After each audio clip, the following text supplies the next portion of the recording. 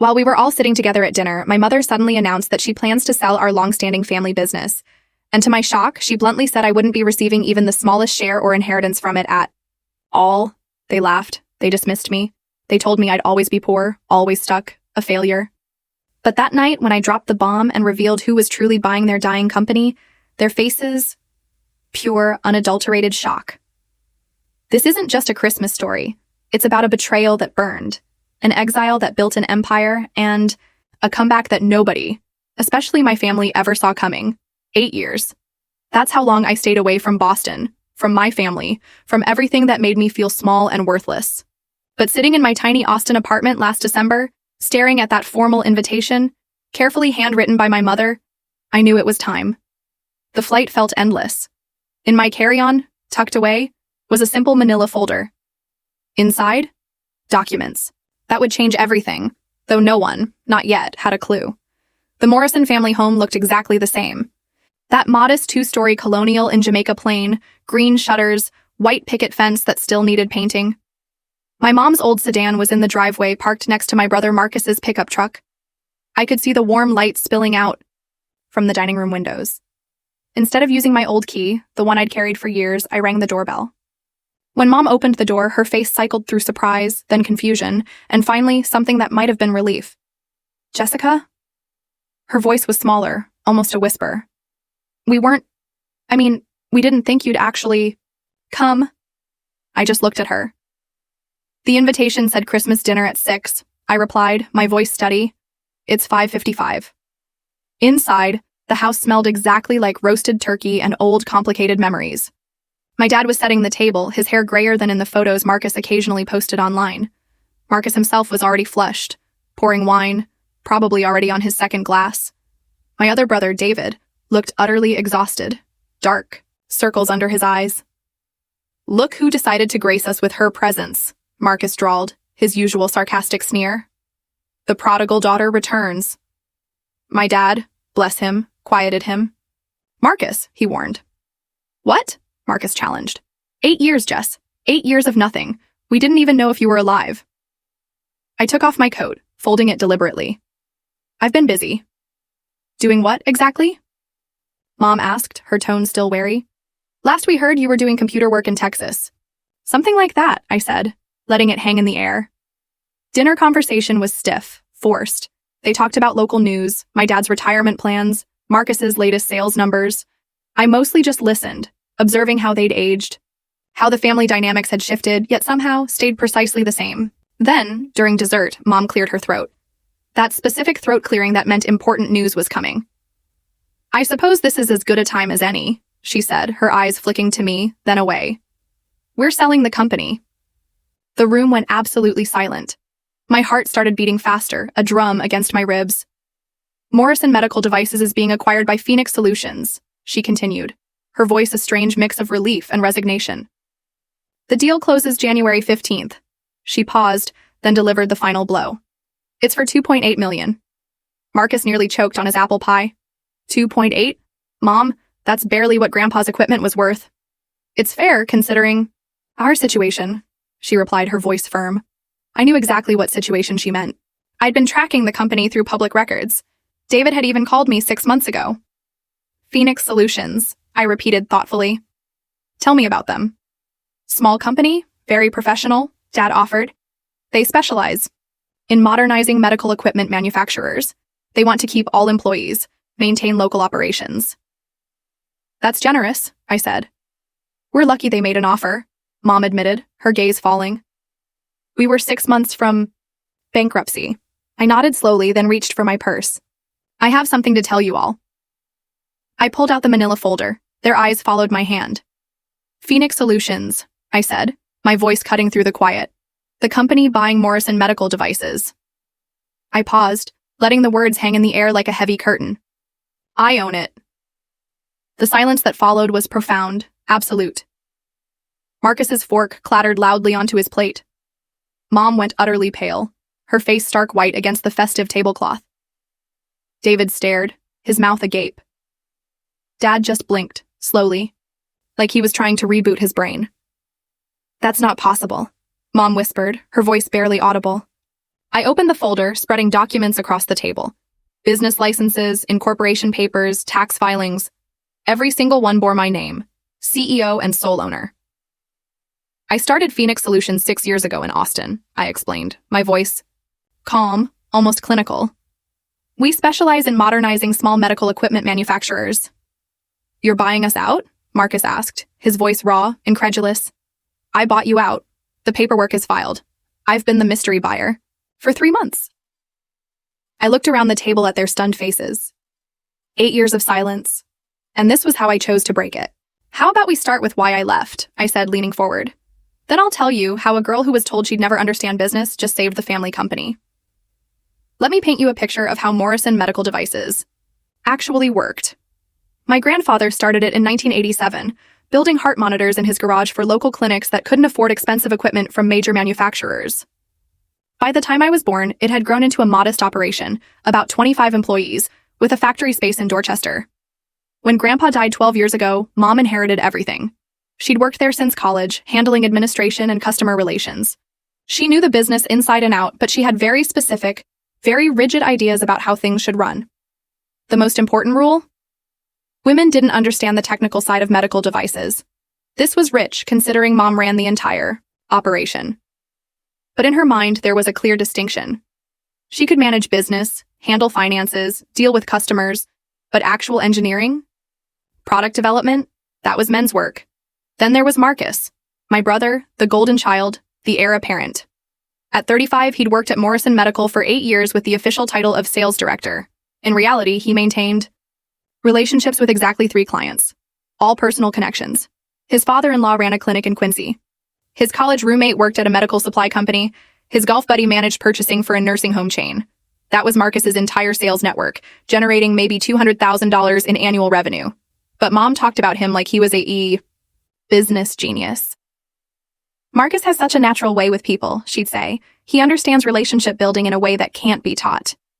What she really meant was that he was charming enough to maintain existing relationships, but completely incapable of generating new business. And David, my younger brother, he was actually brilliant. He had a degree in biomedical engineering from Northeastern and could troubleshoot any equipment blindfolded. When clients called with problems, David solved them. When equipment needed upgrading, David figured it out on a shoestring budget. When the FDA required new compliance documentation, David researched and implemented it. For this, he earned $38,000 a year, while Marcus pulled down $55,000 for playing golf with old friends. Dad's role was intentionally minimal. He handled basic bookkeeping using software they'd installed in 1994, processed payroll, and managed inventory. Mom liked having him involved enough to feel important, but not enough to actually influence decisions. The company's financials were exactly what you'd expect. Annual revenue of $450,000 with an 8% profit margin. Not terrible for a small manufacturing business, but not thriving either. They were stuck in maintenance mode, doing enough to stay afloat, but never growing, never innovating, never positioning for the future. I'd grown up watching all this, spending summers and weekends at the factory, listening to Grandpa explain how monitors worked, why design choices mattered, what made their products different. By 16, I could calibrate a heart monitor faster than most technicians. I understood the engineering principles, regulatory requirements, market dynamics. None of this mattered to Mom. I was the daughter.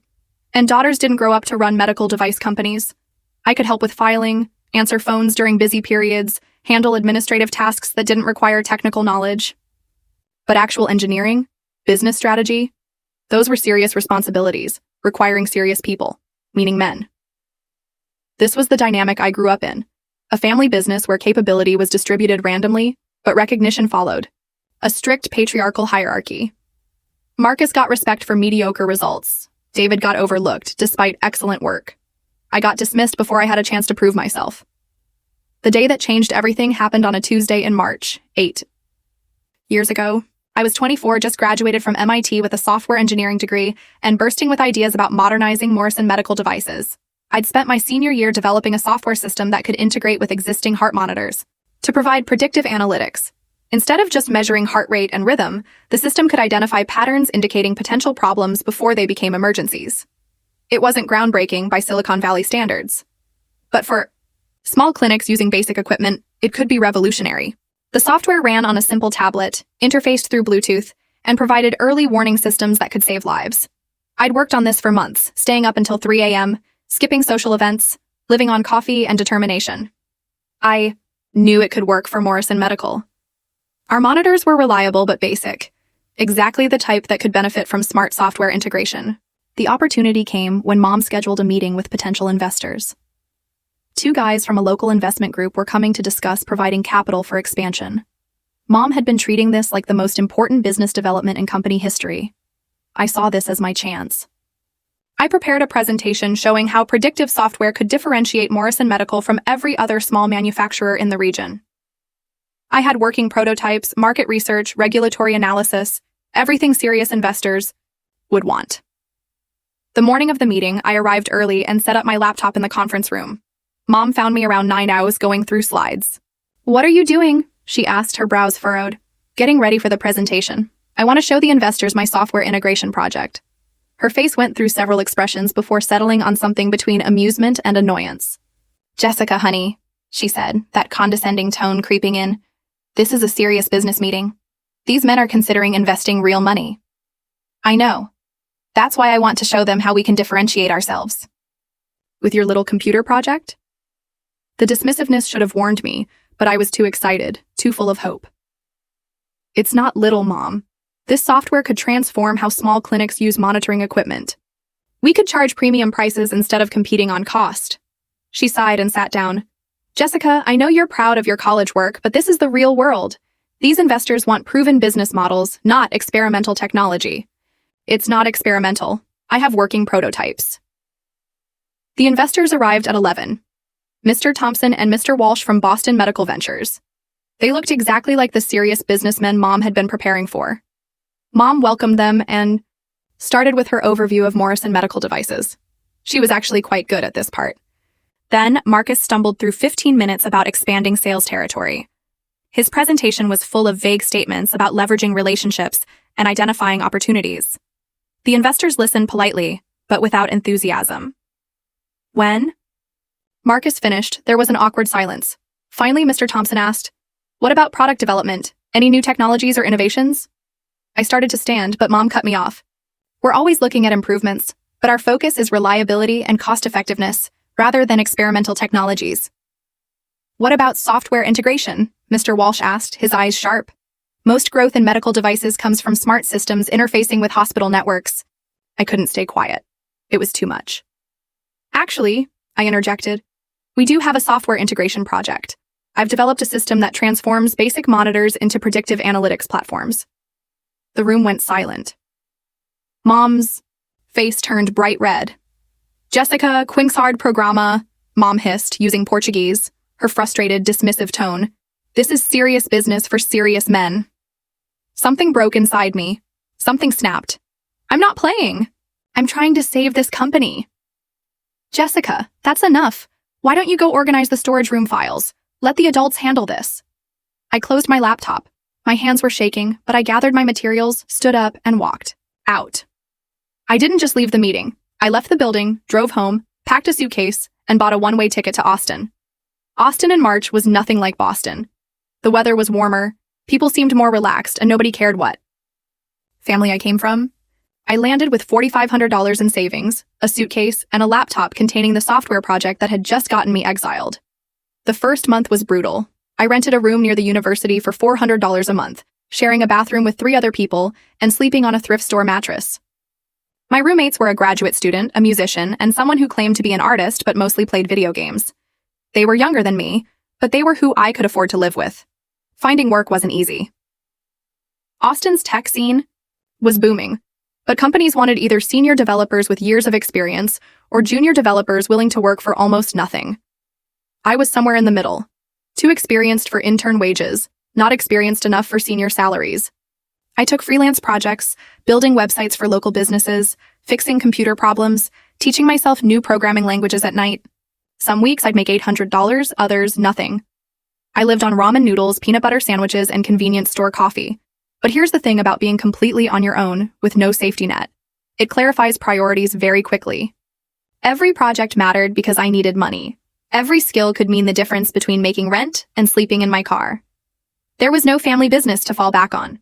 No assumptions about what I was capable of. After 6 months, I was making enough freelance income to feel stable. But I hadn't forgotten the software project that started this journey. Evenings, I continued developing the predictive analytics system, improving algorithms, refining interfaces, researching regulatory requirements. The breakthrough came at a medical technology conference in downtown Austin. I'd spent $200 I couldn't afford, hoping to learn about industry trends and make professional contacts. The conference was full of people from major manufacturers, hospital administrators, and venture capitalists. During a lunch break, I was sitting alone reviewing notes when someone approached. "Excuse me, are you Jessica from Boston?" I looked up to see a man in his 60s wearing a badge identifying him as Dr. Lannister from Austin Regional Clinic. It took me a moment, but then I remembered. He was one of the clients at Morrison Medical the day of my humiliating presentation. "Dr. Lannister," I said, surprised. I didn't expect to see anyone from Boston here. "I moved my practice to Austin last year. Better weather, lower costs, fewer regulations. But what are you doing in Texas? Last time I saw you, your mother was sending you to organize files." The memory stung, but I managed to smile. "I moved here after college. I'm working as a software developer now." "What kind of software?" "Actually, I'm still working on that predictive analytics system I mentioned at Morrison Medical, the one that integrates with standard heart monitors to provide early warning capabilities." His eyes lit up immediately. "The system your mother dismissed? You're still developing that?" "I never stopped. It's better now. More accurate pattern recognition, easier interface, better integration protocols." Dr. Lannister sat down. "Can you show me?" I opened my laptop and demonstrated the entire system for 30 minutes. How it connected to equipment, how algorithms identified concerning patterns, how the interface presented actionable information to medical staff.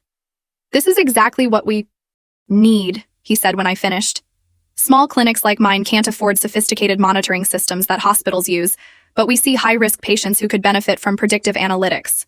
How much would this cost?" I did quick calculations. For a complete system, software licensing, tablet hardware, setup and training, probably around $15,000. $15,000 to upgrade our basic monitoring to predictive analytics? That's right. He handed me his business card. "I want to be your first customer. Can you have a working system ready in 60 days? I looked at the card, then his expectant face. This was everything I'd dreamed of in that Boston conference room. "Yes," I said, my voice firm. "I can have it ready in 60 days. That night, I called my landlord about renting the office space above the house. I registered Phoenix Solutions as a sole proprietorship, opened a business account, and started working 18-hour days to deliver Dr. Lannister's system on schedule. Years 2 through 6 of Phoenix Solutions were about building something sustainable, rather than just surviving.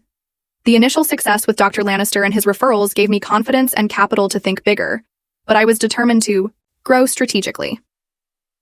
By year 2, I generated $220,000 in revenue and faced my first major decision: stay small and manageable, or hire people and scale up. I could see market demand was larger than I could handle alone. My first hire was Raj, a software developer I'd met at a local tech meetup. He was brilliant but stuck at a consulting firm, working on boring corporate databases while dreaming of building something meaningful. I offered him $45,000 plus equity in Phoenix Solutions, a pay cut, but with the promise of working on technology that saved lives. "You're sure this medical software actually works?" he asked during our coffee shop interview. "Dr. Lannister's clinic has prevented 4 cardiac emergencies in 6 months using our predictive alerts," I told him. "Heart attacks. Caught early because the software identified concerning patterns before patients felt symptoms." That sold him. Raj was everything I'd hoped. Technically excellent, completely reliable, genuinely excited about improving healthcare through better technology. My second hire was Maria, a UX designer who understood that medical software needed to be intuitive for busy doctors and nurses. She'd worked at healthcare companies and knew how to make complex analytics accessible to medical professionals with no time for complicated systems. The third team member was Tom, an electronics technician who could interface our software with any monitoring equipment. This was crucial because small practices typically had whatever equipment they could afford, often from different manufacturers with different connection protocols. With this team of 4, Phoenix Solutions could deliver complete integrated systems: software, hardware, installation, training, and ongoing support. Our sweet spot became small to medium clinics that wanted sophisticated monitoring but couldn't afford hospital-grade systems costing hundreds of thousands. Our typical installation cost clients $8,000, much cheaper than competing solutions, but profitable enough to support our growing team. The key was volume and efficiency. We could install and configure a complete system in half a day, train medical staff in 2 hours, and provide remote support for any issues. Year 3 brought $480,000 in revenue with 12 active client sites across Texas and Oklahoma. We'd found our rhythm. Raj improved software based on user feedback. Maria refined interfaces to be more intuitive. Tom handled technical installations, and I managed client relationships and business development. The real breakthrough came in year 4 when we landed our first hospital contract. Austin Regional Hospital had heard about our work with local clinics and wanted to pilot our system in their emergency department. Hospitals were completely different. More bureaucratic, longer sales cycles, more complex approvals, but much larger contracts. The hospital pilot was successful enough that they implemented it throughout their cardiac care units, generating a single contract worth $150,000. More importantly, it gave us credibility with other hospitals and opened an entirely new market segment. By year 5, we were doing business in 4 states with 23 installations, ranging from single doctor practices to regional medical centers. Revenue hit $600,000, and I faced another scaling decision: stay regional and manageable, or try to grow into a national company. I chose careful growth. Instead of trying to cover the entire country, we focused on specific regions where we could provide excellent service and build strong reputations. Texas and Oklahoma became our home base, but we expanded into Louisiana, Arkansas, and New Mexico, states where we could drive to client sites if needed. Year 6 brought $750,000 in revenue, with 38 active installations. We'd outgrown the office above my old rental house and moved into a proper business complex. Phoenix Solutions had become exactly what I'd envisioned: a sustainable business that improved healthcare while generating profit to support everyone involved. But success brought new challenges. Larger competitors were starting to notice our market segment. Healthcare regulations were becoming more complex. Client expectations were rising as our reputation grew. Most importantly, I was thinking about the next phase of development. We'd proven our technology worked, and there was substantial demand. The question was whether to continue growing gradually or make a bigger play for market leadership. The call from David came on a Thursday afternoon in November, 5 years after I'd left Boston. I was reviewing quarterly reports when my phone rang with a number I hadn't seen in years but still recognized. "Jessica, it's David. Your brother David." I set down the reports. "Hi, David. This is unexpected. I know we haven't talked since you left, and I know this is weird, but I need to ask you something." He paused, and I could hear office noise in the background. "Do you know anyone who might be interested in buying a medical device company?" The question hung in the air. "What kind of medical device company?" I asked, playing dumb.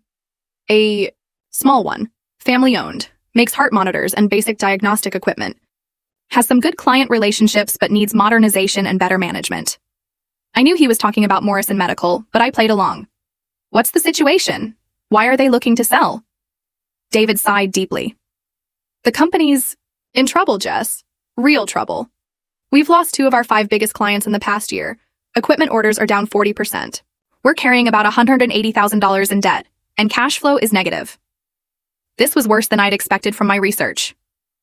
"What's causing the problems?" "Honestly, we're stuck in the past. Our monitors work fine, but they're basic. Clients want integrated systems, software analytics, remote monitoring capabilities.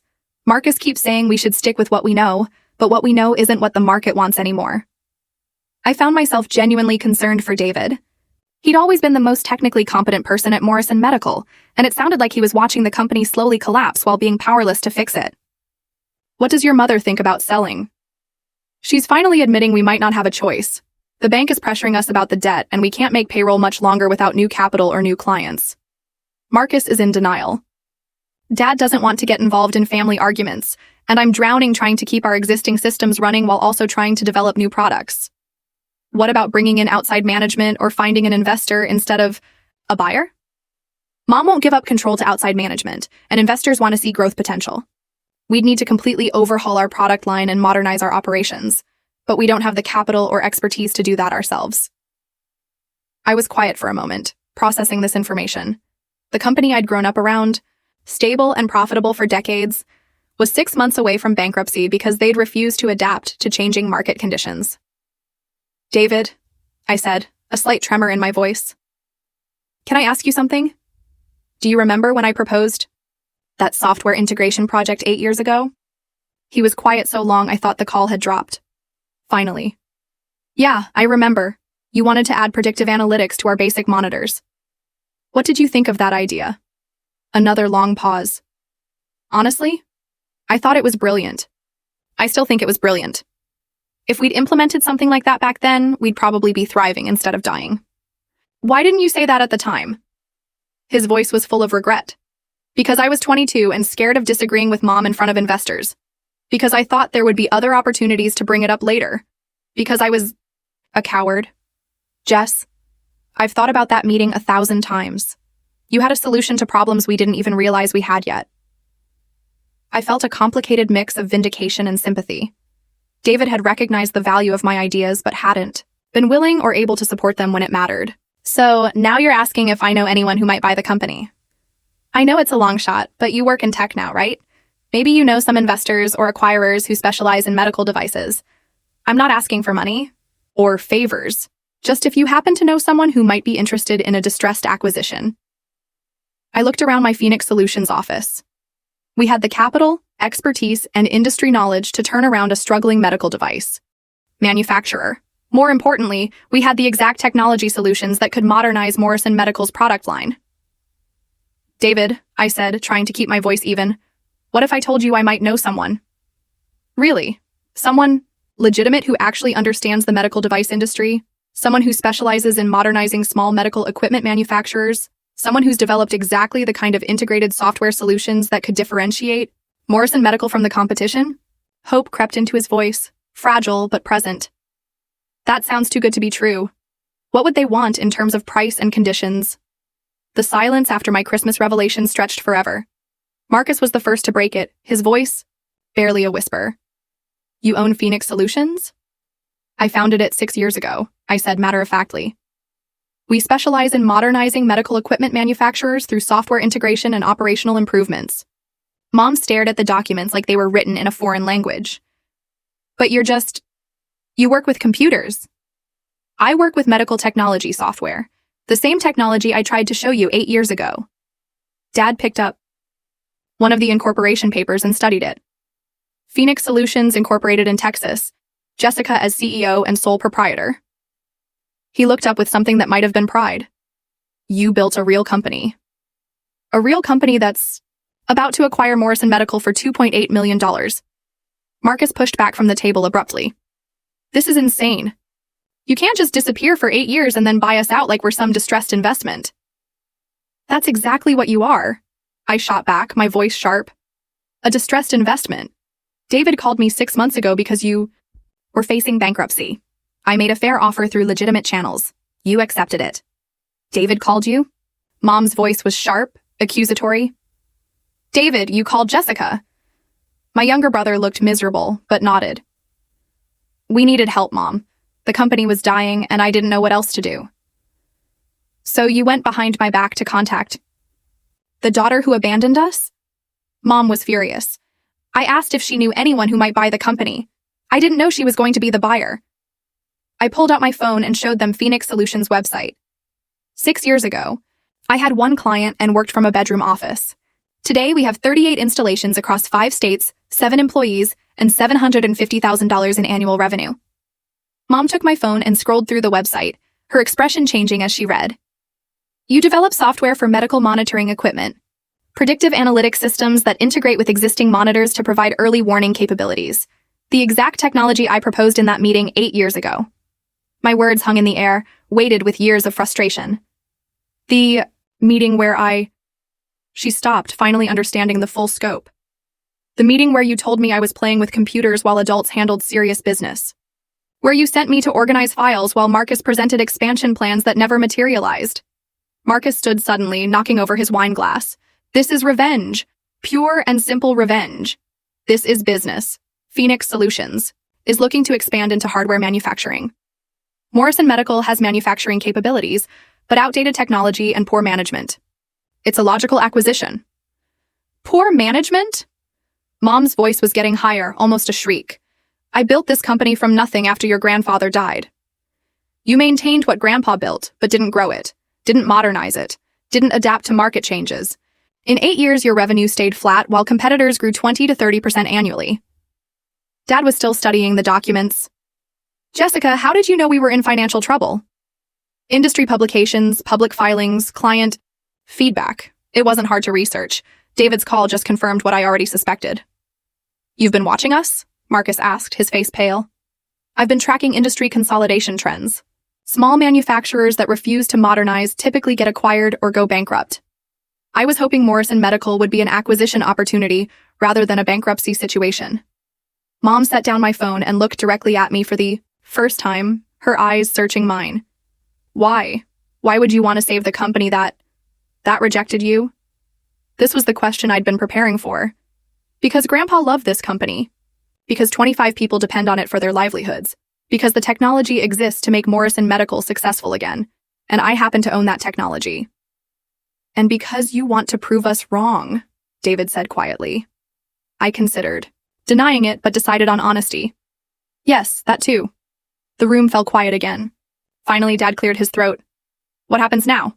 What are your plans? Integration with Phoenix Solutions technology platform, modernization of the product line, streamlined operations, better management structure. I paused, looking around the table. And yes, personnel changes. You're firing Marcus, Mom said flatly. I'm restructuring the organization around competence rather than family relationships. Marcus can stay if he's willing to learn new skills and accept a role matching his capabilities. So I work for my little sister now? Marcus laughed bitterly. The little sister who proposed the technology that's now going to save your company. Enough, Dad said firmly, his voice cutting through the tension. Jessica, are you doing this to help us or hurt us? I thought about that question carefully. I'm doing this because it's the right business decision for Phoenix Solutions. The fact that it also saves Morrison Medical is secondary, but you're not going to destroy us out of spite. Dad, if I wanted to destroy Morrison Medical, I could have waited 6 months for you to go bankrupt naturally. The week between Christmas and New Year's was when reality truly set in. I stayed in Boston to begin integration, working from a hotel room and spending days at Morrison Medical, trying to understand exactly what I'd bought. The financial situation was worse than David had indicated. The company owed $180,000 to suppliers, had less than $15,000 cash on hand, and faced a $25,000 equipment lease payment. In January, they couldn't make. Without Phoenix Solutions, Morrison Medical would have been bankrupt by February. But the problems went deeper than cash flow. The product line consisted of 3 basic heart monitor models that hadn't been updated in over 5 years. Manufacturing equipment was functional but inefficient. Most critically, they had no research and development capability whatsoever. I spent 2 days going through client files and discovered they'd lost contracts, not because their equipment didn't work, but because it didn't do what modern medical practices needed. Clinics wanted monitors interfacing with electronic health records. Hospitals needed devices providing data analytics. Regional medical centers required equipment, integrating with existing monitoring networks. On December 30th, I called a family meeting to present my findings. We met in the same conference room where I'd been humiliated 8 years earlier, but this time I sat at the head, where Mom usually sat. The good news is that Morrison Medical has excellent name recognition, solid client relationships, and a reputation for reliable equipment. The bad news is that reliable isn't enough anymore. I pulled out competitor analysis, market research, and client feedback reports. In 3 years, you've lost contracts worth approximately $400,000 annually because clients needed capabilities you couldn't provide. Mom reviewed the reports with growing dismay. I had no idea the market had changed this much. It didn't change all at once. It's been evolving gradually for years, but you weren't tracking industry trends or investing in product development. Marcus, unusually quiet, finally spoke. So, everything we've been doing is wrong? I'm saying what worked in 2010 doesn't work in 2023. Medical practices expect integrated software solutions, not standalone hardware. But our clients were happy with our equipment, Mom protested. Your remaining clients are happy. The clients you lost needed more advanced capabilities. I pulled out another report. Marcus, in 2 years as sales director, you generated $85,000 in new business while the company lost contracts worth $400,000. Client retention wasn't sufficient to offset market evolution. His face went red, but he didn't argue with the numbers. David was studying the technical specifications I'd prepared.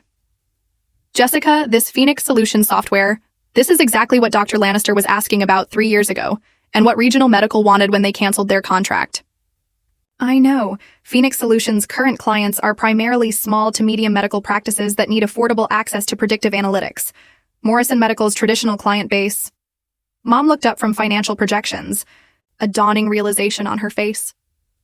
So the technology you proposed 8 years ago would have prevented most of these problems? The core technology, yes. But implementation would have required substantial investment in software development, staff training, and marketing to practices needing integrated solutions. Investment we didn't make because I thought your ideas were impractical.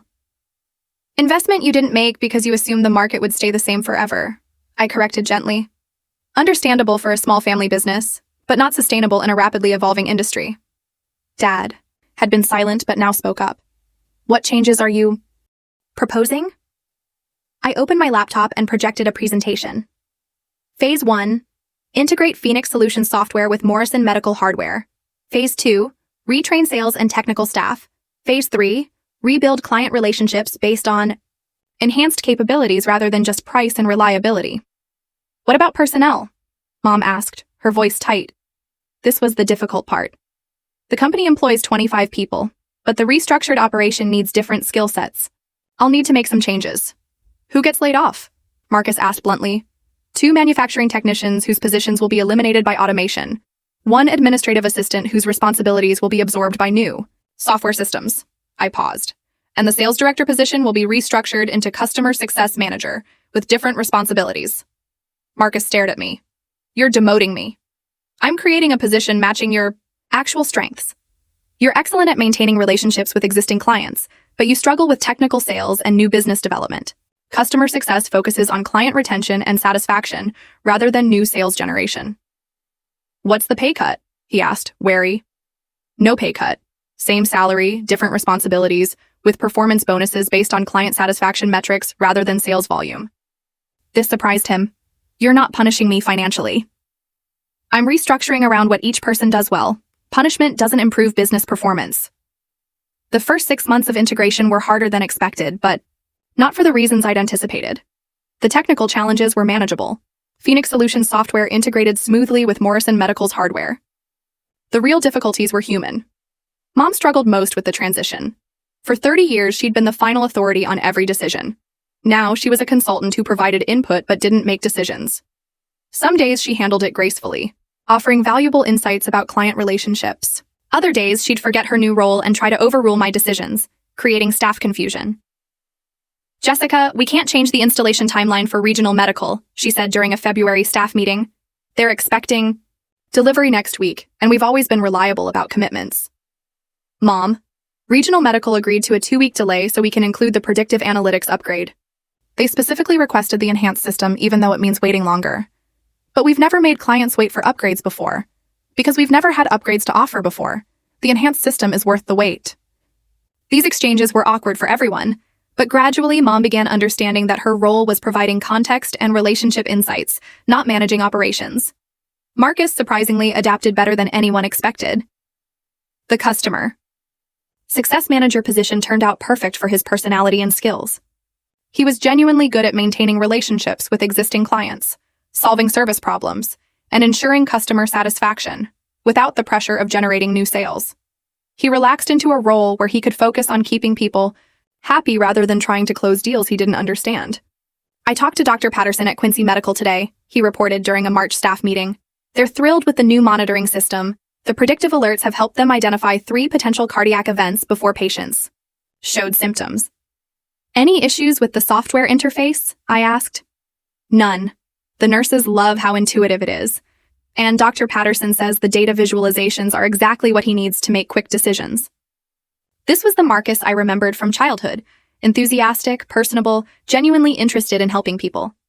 The sales pressure and family expectations had turned him into someone defensive and insecure, but customer success work let him be himself again. David thrived in his expanded technical role. With proper resources and support staff, he could finally focus on what he did best: solving complex technical problems and training medical staff to use sophisticated equipment. The $15,000 salary increase meant he could afford night classes in advanced biomedical engineering, positioning him for greater responsibilities as the company grew.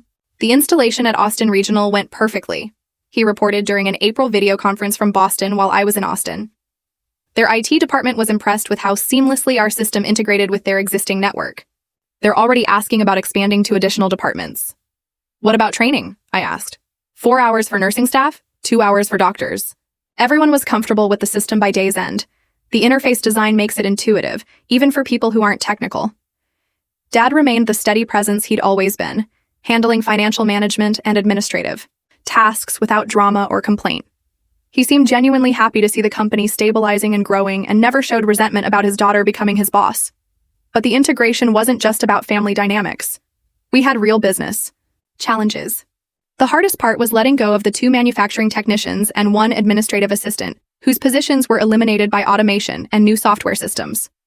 These were people who had worked for Morrison Medical for years, and terminating them felt terrible, even though it was necessary for survival. I handled each conversation personally, providing generous severance packages and job placement assistance. The administrative assistant found a position at a nearby medical practice within 3 weeks. 1 manufacturing technician was hired by a competing company, impressed by his Morrison Medical experience. The other decided to use his severance to go back to school for computer programming. "You didn't have to be so generous with the severance," Mom said after the last termination. "Yes, I did.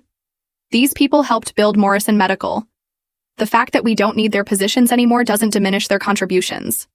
By May, the restructured company was hitting its stride. Revenue was up 40% over the previous year, driven entirely by existing clients upgrading to enhanced monitoring systems. We hadn't even begun serious new business development, but word was spreading about Morrison Medical's new capabilities. 2 years after the acquisition, I was reviewing quarterly reports that would have seemed impossible just a few years earlier. Morrison Medical, now Phoenix Morrison Medical Solutions, was generating $1.2 million annually and employing 15 people. We'd become exactly what I'd envisioned, a regional leader in smart medical monitoring systems. The transformation had been more complete than anyone expected. Our 3 product lines covered every market segment, from small clinics to major hospitals. More importantly, we'd established ourselves as the go-to company for medical practices, wanting hospital-grade capabilities at regional company prices. Mom had evolved into a role I'd never imagined, a genuine mentor and institutional memory keeper. Her resistance to technology had gradually given way to curiosity, then competence, then actual enthusiasm for what our systems could accomplish. "Dr. Lannister called this morning," she reported during our weekly staff meeting. "Austin Regional Clinic wants to upgrade their entire monitoring network with our latest predictive algorithms." "What's the timeline?" I asked. 6 weeks for installation, but he's requesting that David personally handle the training. Apparently, our reputation for customer service is spreading.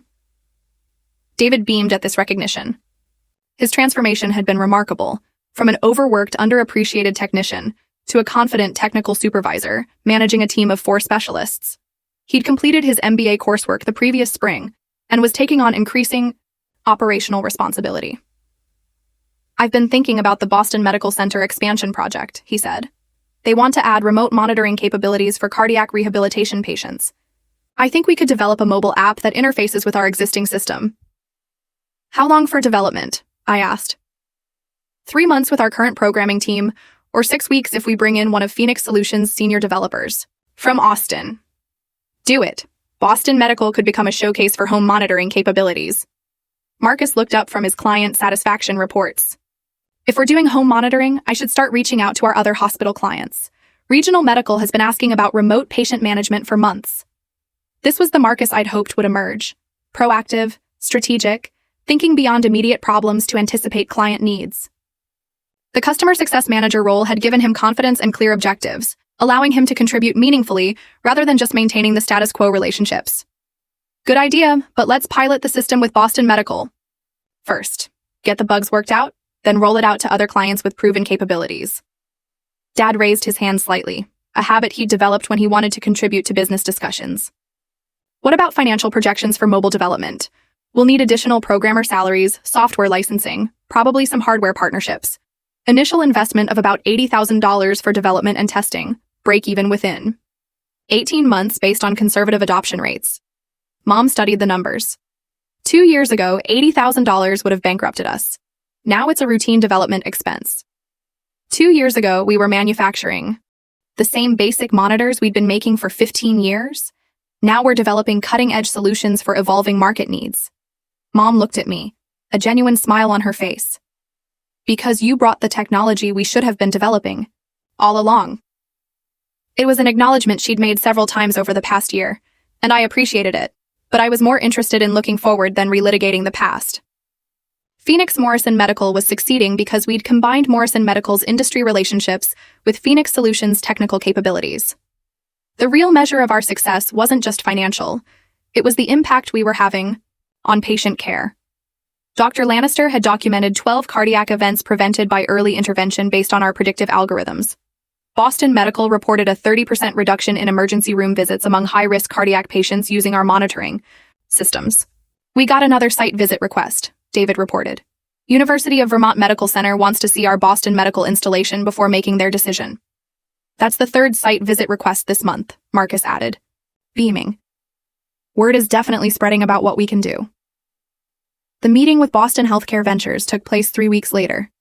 The venture capital partners were impressed by our financial performance and excited about our technology platform, but their questions revealed assumptions about scaling that made me uncomfortable.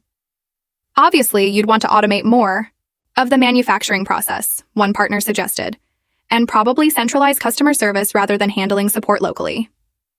Why would we want to do that? Mom asked, her voice sharp. Our local relationships and personalized service are competitive advantages. After the meeting, I realized that taking venture capital would fundamentally change what Phoenix Morrison Medical was. The investors wanted us to become a smaller version of the large manufacturers we were competing against, rather than a more sophisticated version of the regional company we'd always been. The call from the Boston Chamber of Commerce came on a Tuesday morning in September, 3 years after the acquisition. Miss Morrison, this is Patricia Williams from the Small Business Awards Committee. I'm calling to inform you that Phoenix Morrison Medical Solutions has been selected as this year's recipient of the Small Business Innovation Award. I set down my coffee and tried to process what she'd just said. Could you repeat that? The Small Business Innovation Award. It recognizes companies that have demonstrated exceptional growth through technological innovation while maintaining strong community ties. Your company was nominated by several clients and selected unanimously by our review committee. The award ceremony was scheduled for October 15th at the Downtown Marriott, with over 300 business leaders, elected officials, and community members expected to attend. They wanted me to give a brief acceptance speech about our journey and what the recognition meant. After hanging up, I sat in my office for several minutes, remembering the struggling family business I'd acquired just 3 years earlier. Phoenix Morrison Medical now employed 18 people, generated over $1.4 million in annual revenue, and had installations in 6 states. We'd become exactly what small business success stories were supposed to look like. That's incredible news, Mom said when I told her about the award. 30 years I ran Morrison Medical, and we were never recognized for anything, except paying our bills on time. Different company, different capabilities, I told her, but built on the foundation you maintained for 30 years. The award ceremony was both gratifying and surreal. I sat at a table with my family, Mom, Dad, Marcus, and David, listening to Patricia Williams read our company's accomplishments to Boston's business community. Phoenix Morrison Medical Solutions has grown from a struggling family manufacturer to a regional leader in smart medical monitoring systems, she announced. Their innovative integration of software analytics with traditional medical devices has created new possibilities for small medical practices while maintaining the personalized service that distinguishes regional companies from national corporations. When she called my name to accept the award, I walked to the podium with a mixture of pride and disbelief. 3 years ago, I'd been the dismissed daughter who couldn't handle serious business meetings. Now I was being recognized as an innovative business leader by the very same community that had witnessed my family's struggles. Thank you for this recognition, I began, looking out at the audience. But I want to be clear about something. This award doesn't belong just to me. It belongs to everyone who believed that a small family business could evolve into something bigger without losing what made it special. I found Mom in the audience and continued, My mother, Catherine, built Morrison Medical into a respected company that served its clients faithfully for 30 years. That reputation and those relationships made everything else possible. Mom was crying, and I could see Dad reaching over to squeeze her hand. My brother David provided the technical expertise and dedication that kept the company running during difficult times. My brother Marcus developed the client relationships that created the foundation for our current growth. I paused, thinking about everything that had led to this moment.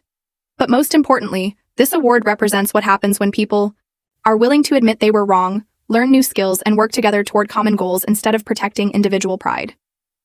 The applause was enthusiastic, but what mattered to me was the expression on my family's faces. For the first time since I'd returned to Boston, we looked like people who genuinely respected and supported each other. After the ceremony, a reporter from the Boston Business Journal approached me. "Miss Morrison, there are rumors that you actually owned the company that acquired Morrison Medical. Can you comment on that?" Phoenix Morrison Medical is the result of combining Phoenix Solutions technology with Morrison Medical's manufacturing capabilities and client relationships.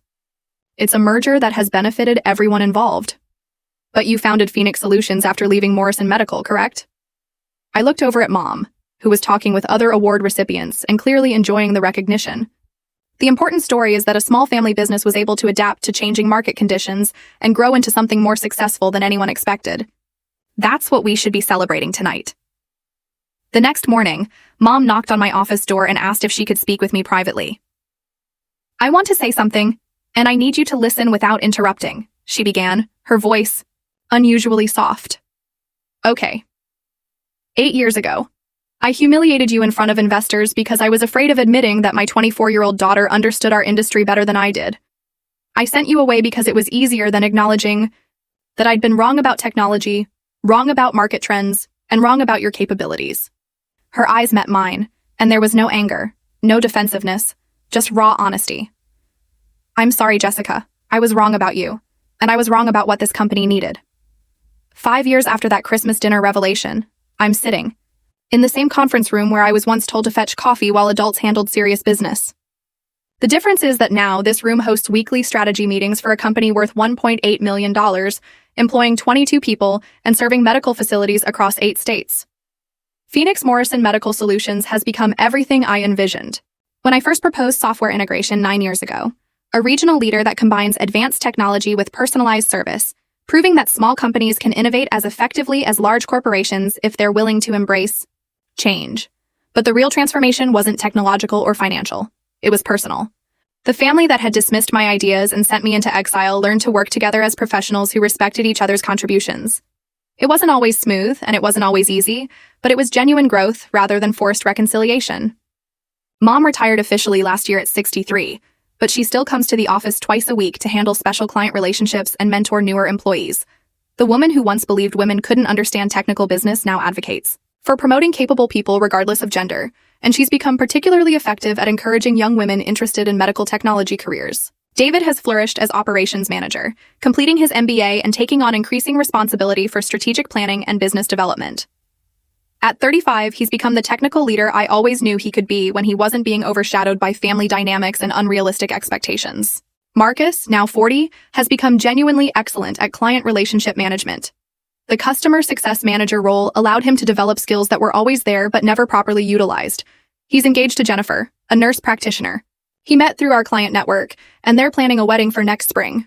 Dad, now 65, handles financial management with the same steady competence he's always shown, but seems genuinely happy to be part of a growing business rather than just maintaining the status quo. He and Mom have started traveling together, something they never did during the years when the company was struggling and consuming all their attention.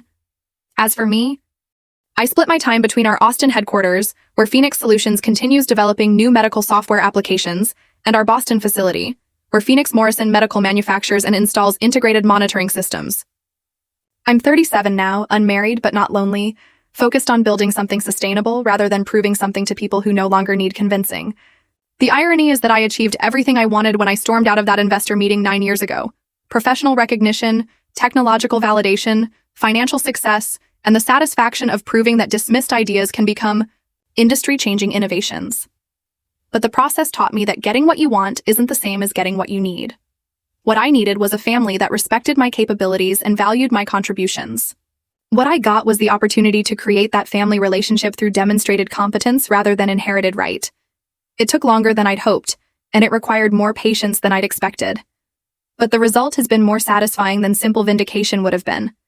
Tomorrow, we start working on our next challenge, a comprehensive patient monitoring system for rural hospitals that combines all our current capabilities with new remote diagnostic features. It's exactly the kind of ambitious project that would have been impossible for the old Morrison Medical. But it's routine work for Phoenix Morrison Medical Solutions. The dismissed daughter, who was sent to organize files while adults handled serious business, is now the CEO who leads strategy meetings and makes final decisions about million-dollar contracts. But more importantly, she's part of a family. that has learned to function as a team, respecting each person's contributions while working toward shared success. Phoenix Morrison Medical Solutions employs 22 people who depend on us for their livelihoods, serves medical facilities that depend on us for reliable equipment, and provides predictive analytics that help prevent cardiac emergencies in patients.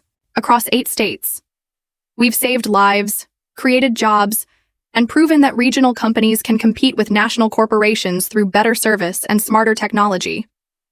But most importantly, we've demonstrated that people can grow, change, and learn to work together effectively, even after significant conflicts and disappointments. The family business that almost failed because of rigid thinking and interpersonal dysfunction has become a model for how different generations can collaborate successfully when they focus on contribution rather than hierarchy. Mom learned to value innovation over tradition. Marcus discovered abilities he never knew he had. David developed leadership skills that were always present but never encouraged. Dad found satisfaction in being part of something growing rather than just surviving. And me?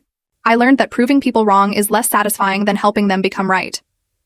The best outcome isn't success that excludes the people who doubted you. It's success that includes them as partners in building something none of you could have achieved alone. The Morrison family business survived, adapted, and thrived. And so did the Morrison family itself.